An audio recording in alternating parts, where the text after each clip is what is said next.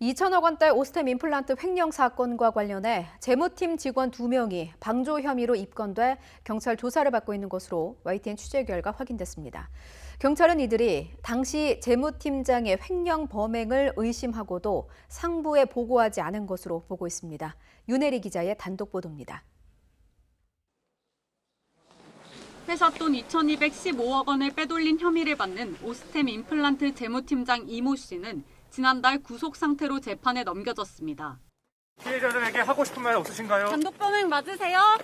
PDF 조작 윗선에서 지시했다고 하셨는데 사실입니까? 이 씨가 숨긴 금괴 등 횡령 자금도 모두 찾아낸 뒤 공범 여부를 수사해온 경찰은 최근 오스템 임플란트 재무팀 직원 2명을 소환 조사한 것으로 YTN 취재 결과 확인됐습니다.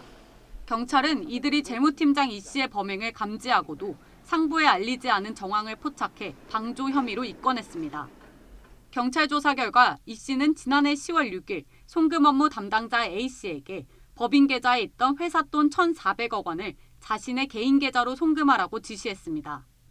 1년 가까이 회사 돈을 빼돌려온 이 씨의 마지막 범행이었는데 이전 방식과는 조금 달랐습니다. 그동안 재무팀 직원들에게는 법인 계좌끼리 송금을 지시한 뒤 자신이 직접 개인 계좌로 돈을 빼돌렸는데 이번엔 직원에게 개인 계좌 송금을 지시한 겁니다. 하지만 지시를 받은 직원 A 씨는 송금 당일 몸이 안 좋다며 갑자기 연차를 내고 출근하지 않았고 다른 재무팀 직원 B 씨가 A 씨를 대행해 송금 업무를 처리했습니다.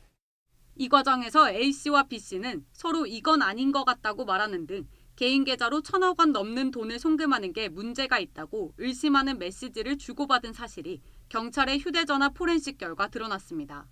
특히 A씨 등은 법인 계좌 잔액 증명서가 실제 잔액과 일치하지 않는다는 걸 인지하고도 상부에 보고하지 않은 정황도 포착됐습니다.